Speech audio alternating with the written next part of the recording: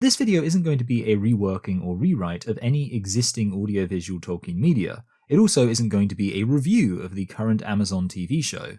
To be honest, I haven't even seen the show, and I don't want to subject myself to it for any reason other than views. If this video does well, I might tear down the show for your viewing pleasure. So, if this isn't a rewrite, what is it? Well, I'm using Amazon's ambition of creating a prequel to The Lord of the Rings As an opportunity to explore an idea I've had to that effect since I was a young teenager. Instead of being a reworking of the Rings of Power, this is a wholly alternative idea. Less of a rewrite and more of an alt-right. Does that term have any unfortunate political implications I'm not aware of? I hope not. I want to take this opportunity to make some points about Adaptation. Adaptation is a 2002 film written by Andy Kaufman, directed by Spike Jonze and starring Nicolas Cage and Chris Cooper. I watched it once and honestly wasn't really in the mood for a film so avant-garde, thus I felt I couldn't really appreciate it. Oh, wait, sorry. I didn't mean to present my very underdeveloped thoughts on the film Adaptation. I meant to talk more generally about the complexities of how a story can be adapted from one medium to another. Because Tolkien's work is literary, so what are some potential issues when seeking to adapt a book into a film or series? I've thought about this before, and I've concluded what makes a story hard or even possible to adapt is when it covers huge amounts of time and many different characters. An impossible story to adapt would involve dozens of characters across hundreds or even thousands of years, with the plot spread incredibly thin across the period of time the story covers. It should be pretty obvious why this would present insurmountable challenges for adaptation. You'd basically be left with three options. You could spend a little while with each character and with conspicuous time skips separating them. But this would make the film seem so fast-paced that you'd never actually get to know any of the characters properly. Alternatively, you could massively expand the plots of all the characters so that you do spend enough time getting to know them. But then you'd have a story that was way too long. The third option, of course, is that you abandon the idea of adapting vast swathes of the source material. At which point you're not really doing much of an adaptation. I'm being a bit hyperbolic by saying such a story would be impossible to adapt, But I think impossible is the right word to express the apparent difficulty of this task.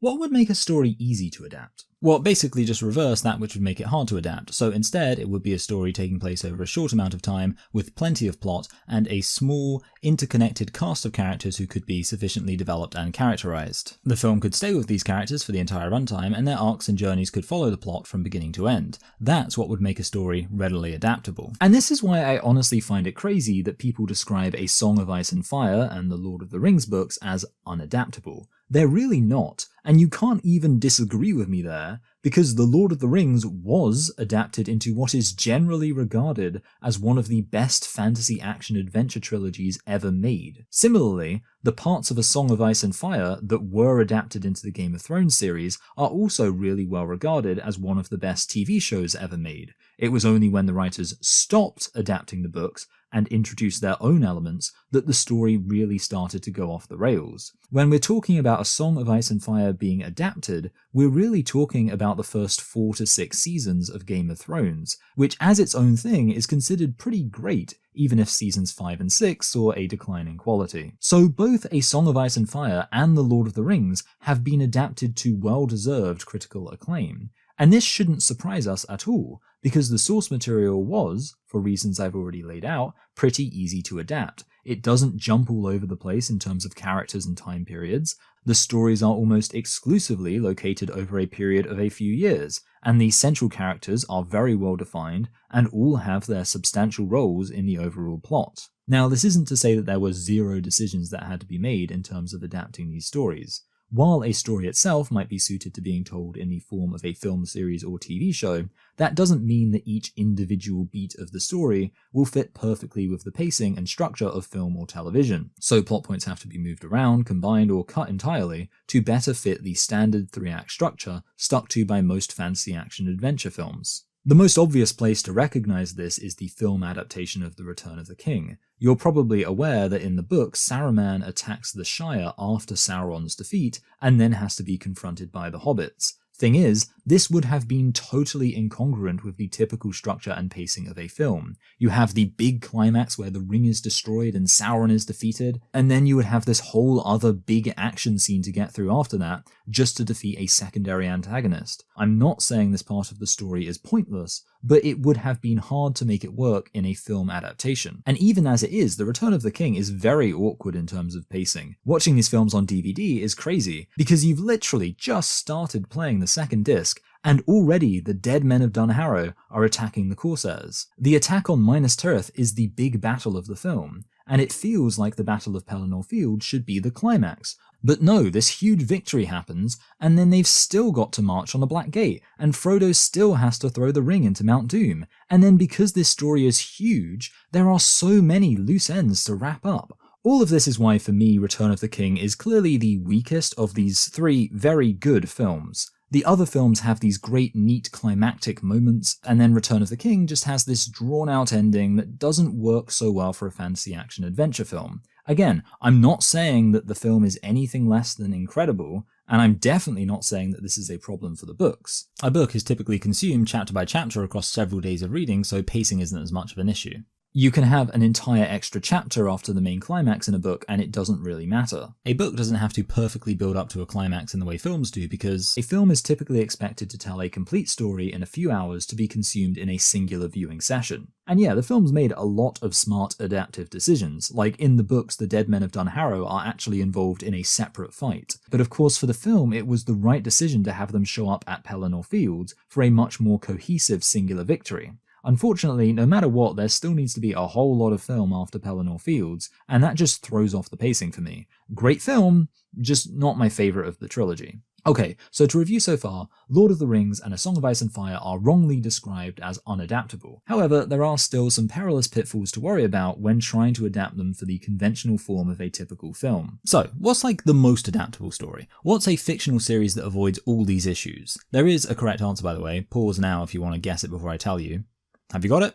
Well, it's Harry Potter, obviously. Think about it for a second. In Harry Potter, every single year advances the overall story in some way. Indeed, mostly the story can be released in installments on a year-by-year basis. So literally, as the characters are aging with each installment of the franchise, the actors are aging as well through each year of production. Moreover, as much as the villains in Harry Potter are pretty unpleasant people, they are courteous enough to perfectly dole out the substance of their evil schemes so they cover an entire year, and they patiently delay their final confrontation with Harry until right before the summer break. There's a big climactic fight, and then everything's finished up just in time for a brief farewell until next year. Every academic year starts with some inciting incident, some intrigue is introduced, but never too quickly such that we can't get an impression of the characters aging. Indeed, plot beats often conveniently happen around certain annual holidays, so we can all know how far into the school year they are. And again, like I said, this consistently culminates in a final confrontation that wraps up the academic year's plot in a tidy little bow.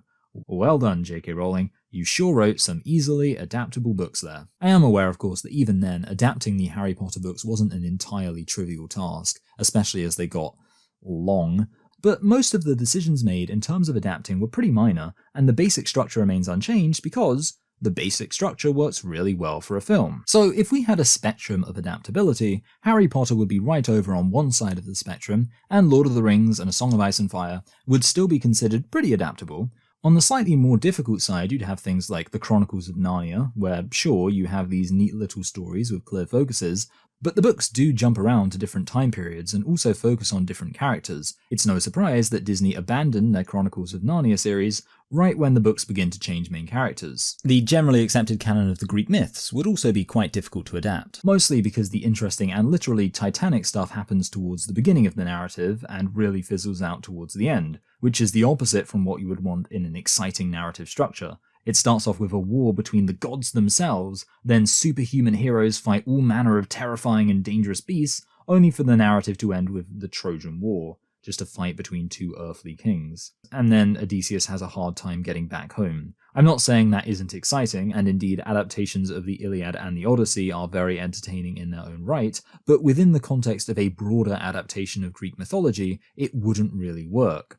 I'd assume this is probably an issue for basically any narrative that tries to link a primordial mythology with established human history. Established human history just can't compare in terms of excitement. But what would be an example of a story that would be really hard to adapt, certainly impossible without substantial changes being made? Well, interestingly, it's one of the most popular narratives of human history, at least in some sense. It's the story of the Bible. I mean, think about it for a second. It covers thousands of years, constantly shifts the focal characters, and arguably contains the majority of climactic events towards the beginning of the story. You'll also often get really interesting events just be described in single sentences. The deaths of major characters or huge battles are brought up as mere asides, and you get significant characters in history showing up for what are basically just cameos. There are many really significant historical figures who just get passing mentions in the biblical narrative. And for this reason, nobody has ever made a comprehensive adaptation of the Bible. Obviously, people have adapted individual stories, and even then they've had to add plenty to the narratives to make them work for the structure of a film.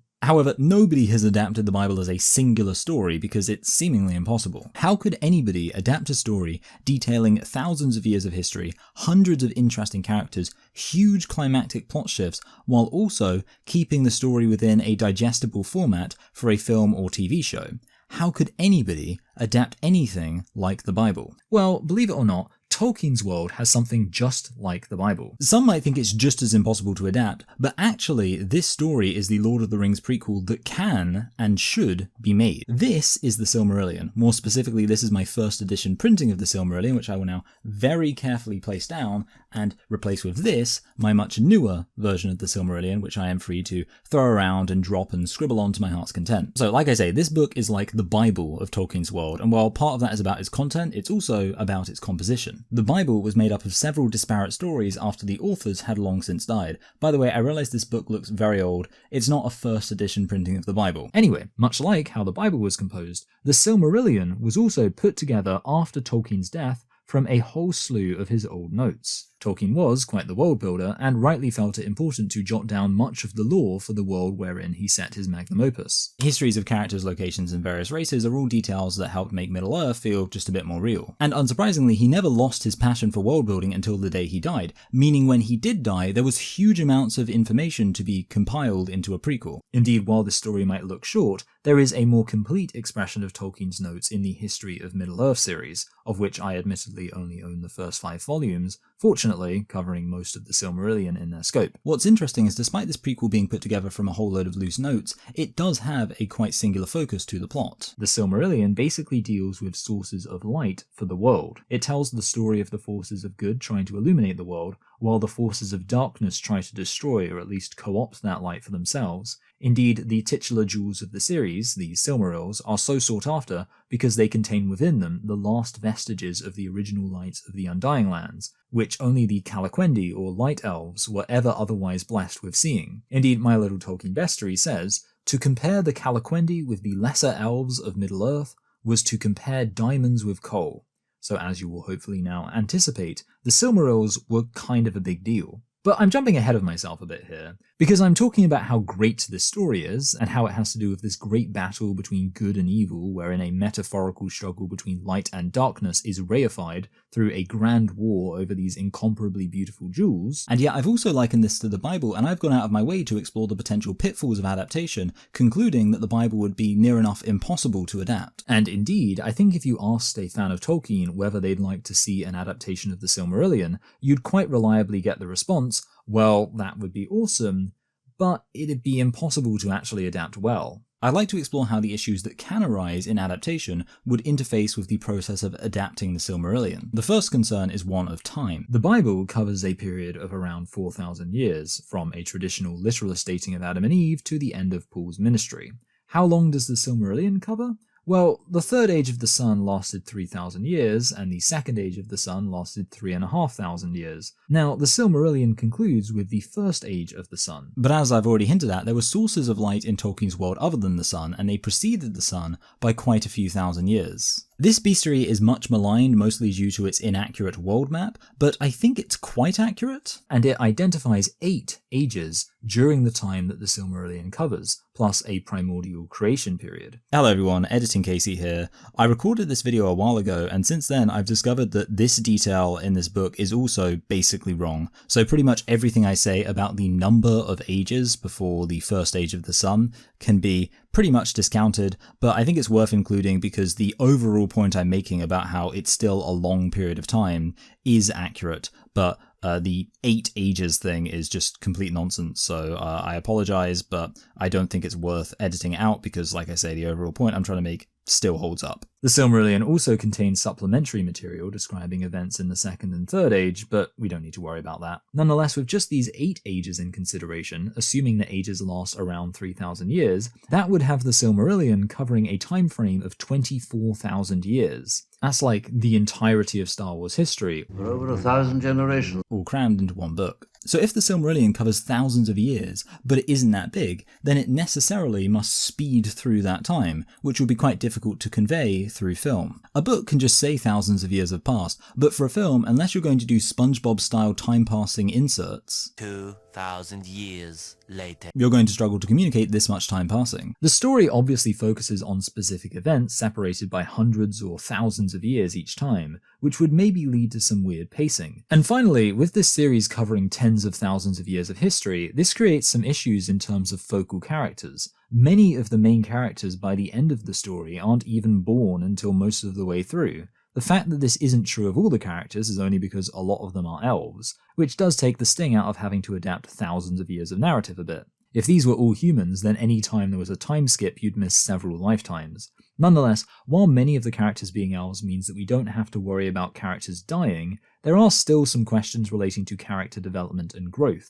In The Lord of the Rings, we only spend a year or so with our elf characters. It should at least feel a bit different spending thousands of years with them instead. Now, of course, there are some mortal characters, and in their case, the time skips will become a lot more conspicuous. It's also not easy to say who the main character of the Silmarillion is, and plenty of characters have small but quite significant roles. There are a few major characters who get an entire chapter dedicated to them, covering most of their life, and then they just never show up again. When you compare that to The Lord of the Rings, where we have 2 obvious main characters and consistently present supporting characters, you can imagine how the rotating door of characters found in the Silmarillion would be harder to incorporate into a conventional narrative. With this said, what's the solution? How do we fix these issues? Well, several of these issues are endemic such that they can't be fixed, but we can take action to mitigate their impact. This is something I've been thinking about for a long time, and I am pretty convinced that the story could be adapted in the format of a quintology, i.e. a 5-part film series. In terms of time frame, I think the best strategy is just to ignore it, or at least don't draw specific attention to it. It should be clear that a long period of time is passing,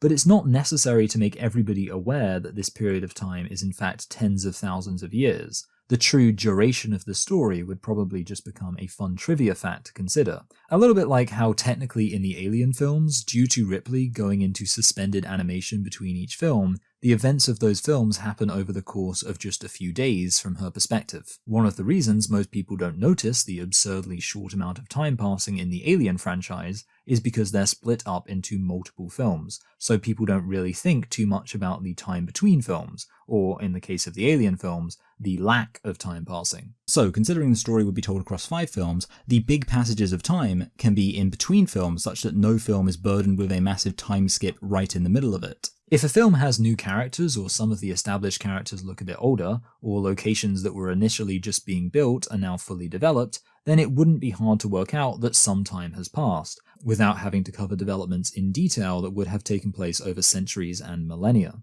The final issue would be characters. Obviously, there can't be one singular main character, but there can at least be the opportunity to pass the torch from one character to another and establish a sense of continuity for the main characters at least. In a minute, when I give a brief synopsis of each story, I will also mention the 3 main characters for each story. Aside from this, the stories of certain characters might need to be combined in order to condense the total number of main characters. Overall, the key would be to clearly establish which characters are in a supporting role compared to those who are main characters. So with all this preamble out the way, let's actually get into how I think a legendary prequel epic to The Lord of the Rings should be presented. I'm going to summarize each story in brief terms before explaining what adaptive changes would need to be made. Before I begin, I should start with what I tentatively call Part 0. When I first began considering the idea of adapting the Silmarillion, I didn't yet appreciate the virtues of quintologies, and instead favoured the structure of a hexology, which is itself derivative of the more popular trilogy. Thus, the film series would have been comprised of 6 parts,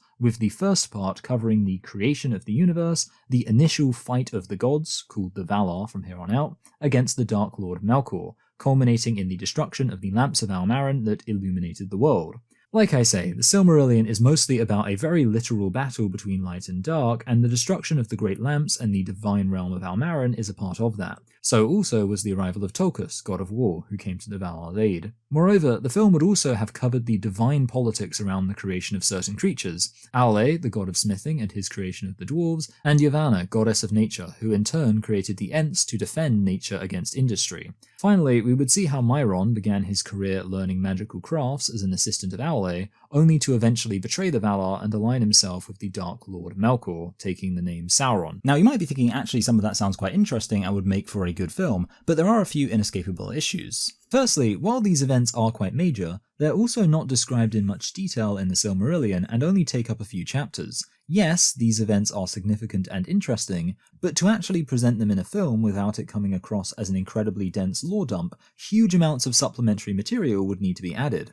And this material might end up feeling tedious because this part would be set during a time where there were no elves or men or even dwarves or ents, since despite the fact that the latter two were created, they were forbidden to awaken before the elves, as the elves were the firstborn of Eru Ilúvatar, the supreme god. The issue of this then is that there wouldn't really be any characters for regular people to relate to. The entire cast of characters would be Valar or Maiar, Maiar being something akin to angels and basically beings below Valar in terms of status, such as wizards and Balrogs and Sauron. You couldn't have the huge battles that the Tolkien stories are famous for, nor even small personal adventures. The only source of action would be a squabble between the Valar. And even if you're still thinking that sounds quite interesting, there's the additional issue that the Valar then become quite absent for the rest of the story. So this would introduce the Valar in a lot of detail, only for them to have no real role in the rest of the story. Overall, the film would have to be a bit artsy and unconventional, clashing with the rest of the film adaptations of Tolkien's work, which are all comparatively much more conventional and accessible to everybody. To be blunt, this hypothetical Part 0 would be a bit too nerdy, and would probably put off most potential viewers if it was the introduction to this series. The actual introduction to the series would cover up until chapter 5 of the book and would focus principally on the emergence of the elves. In fact, if I had to come up with a name for part 1 of this film, it would probably be The Silmarillion, Dawn of the Elves. Part 0 would probably have been called Lamps of Almaren or something like that. The basic story of the Silmarillion that this covers is that the Valar Vada creates the stars to illuminate the world. I don't know if I've mentioned yet that lights are very relevant to this story, and the starlight awakens the elves. The serenity of this starlit awakening is undercut by Melkor making the orcs and other evil creatures in his fortress of Autumno. Unable to tolerate this, the Valar then make war against Melkor, destroy the fortress of Autumno, and capture him. With Melkor defeated, the elves are then free to head westward towards the Undying Lands. However, along the way, various groups break off, and in this manner the different groups of elves become established.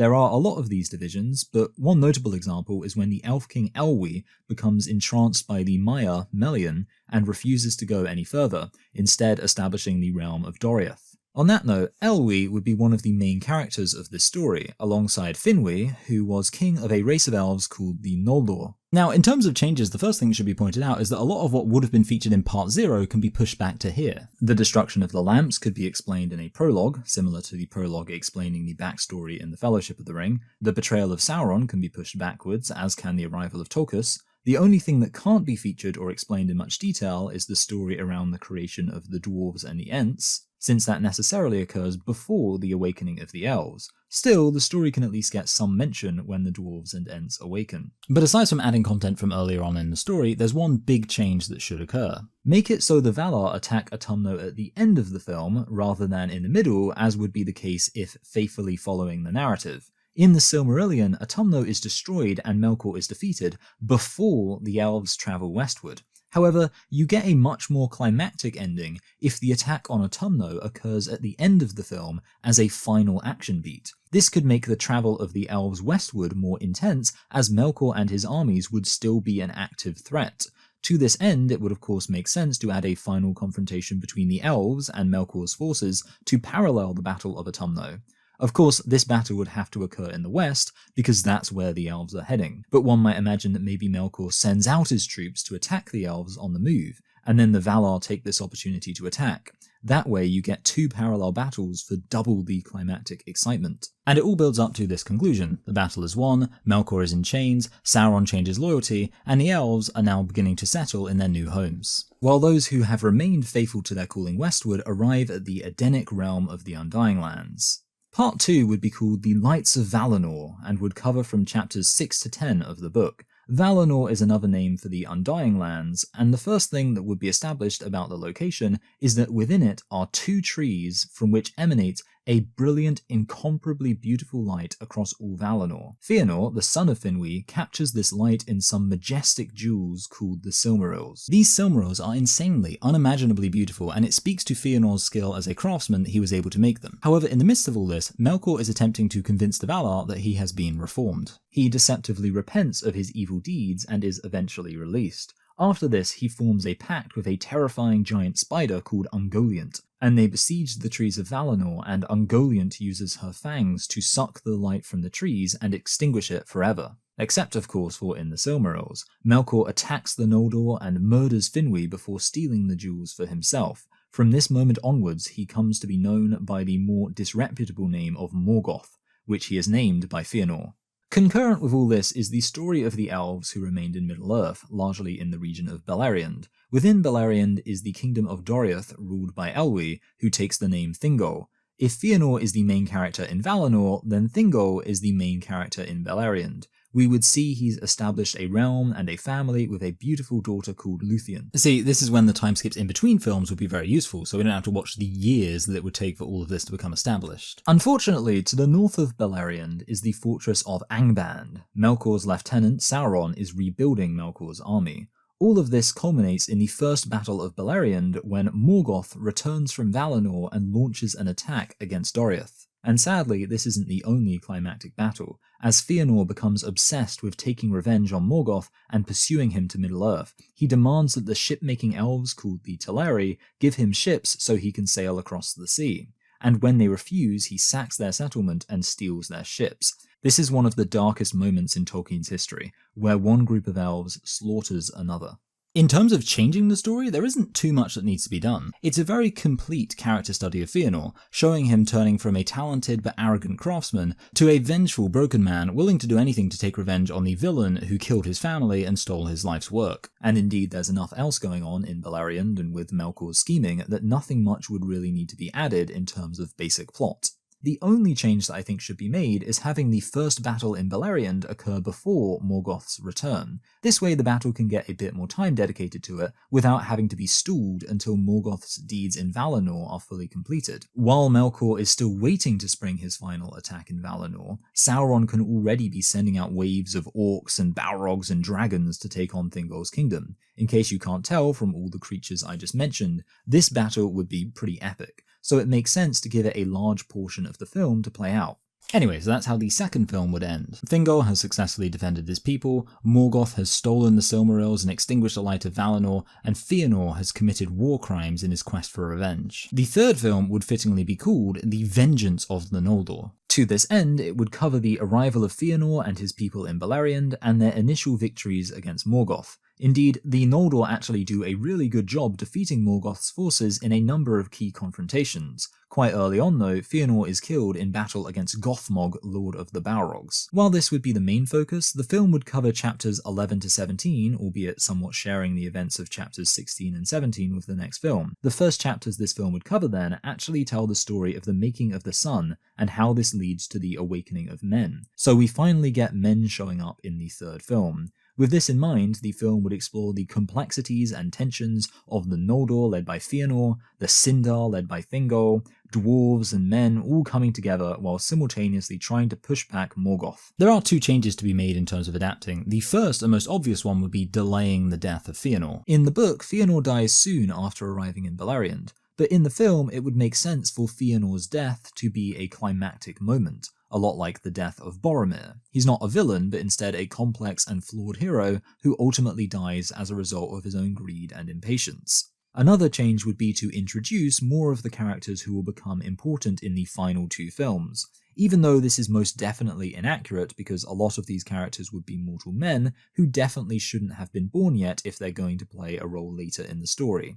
But it just makes sense to introduce some of them earlier because this film will obviously have to introduce some men, and it would be a bit pointless for those introduced here to be dead after just one film. Speaking of the next film, that would be called The Legends of Beleriand. It covers chapters 18 to 21, but also bear in mind that it picks up some stuff from chapters 16 to 17, and also some parts of the later chapters bleed into the fifth film. The title, The Legends of Beleriand, is actually based on this installment of the history of Middle-earth called The Lays of Beleriand. Lays means something basically equivalent to legends. With this in mind, this film would cover the stories of some of the legendary characters during the War of the Jewels. One of the main characters would be Beren, a man who falls in love with Thingol's daughter, Luthien. Thingol objects to this love between an elf and a mortal, and thus challenges Beren to prove his worth by stealing a Silmaril from Morgoth's fortress of Angband. With this, Beren has the help of Luthien, and they have quite the adventure. We would also get introduced to the earlier portion of the adventures of some key legendary figures like Turin Turambar and his father Hurin. But the real substance of this film would be the two massive battles that occurred during the time it covers. Obviously, the last film ended with the Noldor pushing back Morgoth's forces and even besieging Angband. However, to break this siege, Morgoth sends forth his newest and most powerful creation, fire-breathing dragons. Up until this point, dragons have been what are called cold drakes, dragons who are still big and dangerous, but not able to breathe fire. With Morgoth's new dragons having this ability, the Noldor have no real defense. Thus begins the Battle of Sudden Flame, where the Noldor and their allies are thoroughly broken. The rest of the film would cover the tale of our second main character, Maedhros, son of Fëanor, attempting to build up a rejuvenated army formed of an alliance of all three peoples against Morgoth. By the way, I didn't mention this, but in the third film the main characters would be the same as they were in the second, Thingol and Fëanor. Maedhros is a little bit more sympathetic than Fëanor, and very effective at diplomacy such that he is able to form this grand alliance. Nonetheless, Maedhros also shares Fëanor's motive of vengeance and lust for retrieving the Silmarils as the rightful inheritance of the Noldor. The alliance Maedhros is able to form would then march to meet Morgoth, and the film would culminate with the Battle of Unnumbered Tears. In case you can't tell by the name, this was not a victory. Maedhros brings together everybody willing and able to stand up to Morgoth, and it still is not enough.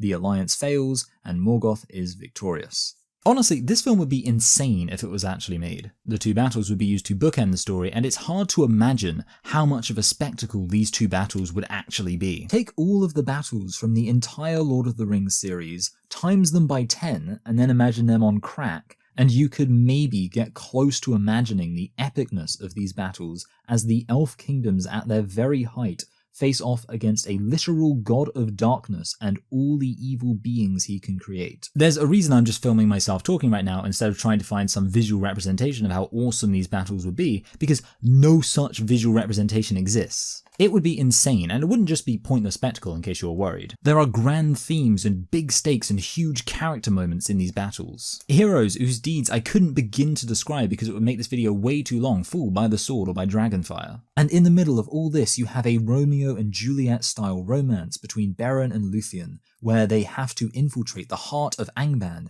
to retrieve a Silmaril from right under Morgoth's nose. Suffice it to say, I don't think this story needs much adaptation to make it a great movie. It kind of just needs to happen. We need to see this movie on the big screen with only a few minor changes. And all of this leads up to the finale, Part 5, The War of Wrath. This covers the closing chapters of the book and wraps everything up. We continue the story of Turin Turambar and his efforts to slay the fire-breathing dragon Glaurung. We see how the elf Maeglin betrays the location of the hidden city of Gondolin, which is destroyed by Morgoth's forces. And with his Silmaril retrieved by Beren and Luthien, Thingol, king of Doriath, seeks the help of the dwarves in turning it into a great piece of jewelry. However, when the piece is completed, the dwarves desire it for themselves, and out of this disagreement emerges a protracted war between the dwarves and the Sindar, where Thingol is killed and his realm is sacked. This war is so bitter and destructive and pointless that from that moment onwards, dwarves and elves hate each other.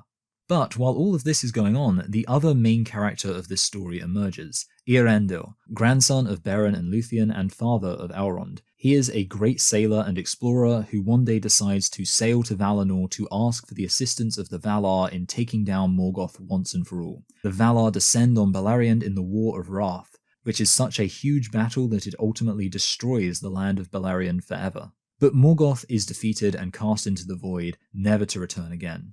Sadly, the Sons of Fëanor had taken an oath, and they were still honor-bound to fulfill it. Thus, even though the war is over and there is peace, they have to take the Silmarils from their former allies. With their oath fulfilled though, they are tortured by the evil of their deeds. One son throws himself into the sea with a Silmaril, while Maedhros throws himself into a burning pit with his. The last is retained by the Valar and placed in the sky as a bright star to illuminate the world. That is how the story of the Silmarillion ends. Honestly, I don't think it needs any real changes. The time jump with Beren and Luthien only getting together after retrieving the Silmarils, and then having their grandson's story overlap with the immediate aftermath of that quest, is a little bit confusing. Like, hey, here are the Silmarils, let's get married. Whoops, the elves and the dwarves are killing each other. Anyway, time for our grandson to go and save the day. It's really the only point where the extensive amount of time the story covers becomes really palpable. I think the only solution there would be to have the film start off with an implied time skip where Thingol has had the Silmarils for a while, and then decides to have them fashioned into a piece of jewelry. That way the time skip happens in between movies and there would have been enough time for Beren and Luthien to have grandchildren. Apart from that, there really aren't any changes necessary for the plot. It is a bit funny that I pointed out how The Return of the King sort of has a long protracted ending to the detriment of its pacing, and then the same is true of this story, really. Morgoth and his armies are defeated, but after that you still have to wrap up the stories for the Sons of Fëanor as something of an afterthought. But I think that's just an inescapable reality of concluding a huge story with lots of different plot threads. 5 movies might seem long considering the size of this book, but having said that, in my summary just then, what can really be cut?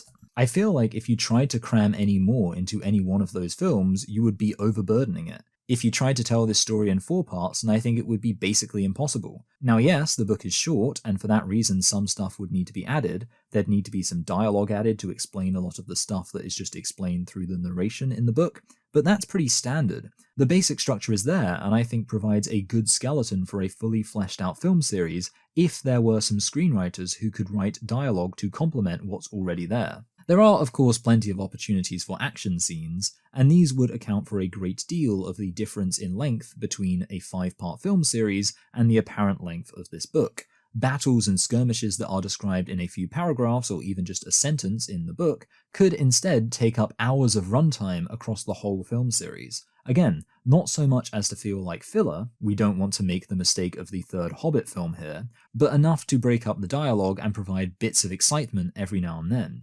The only time where the action would be perhaps excessive would be the 4th film, but in that case, I think the action being so excessive is totally earned and would be very satisfying. The great thing about action, of course, is it wouldn't be hard to make it slightly longer or shorter depending on the runtime. If the 3rd film was running a bit short, just throw in a few more extra shots of fighting from one of the battles between the Orcs and the Sindar. If the 3rd film was running too long, just make one of the battles between Sauron and Thingol shorter. Simple. Something I noticed when I first came up with the idea for this adaptation many years ago is that it accidentally ends up alternating between happy endings and sad endings. The first film ends with Melkor defeated and the Elves safely in Valinor, happy ending. The second film ends with Morgoth stealing the Lights of Valinor and Fëanor committing war crimes, sad ending. The third film ends with the Noldor pushing back Morgoth and liberating Beleriand from his domination, happy ending. The fourth film ends with a grand alliance trying to defeat Morgoth once and for all and being horribly defeated, sad ending.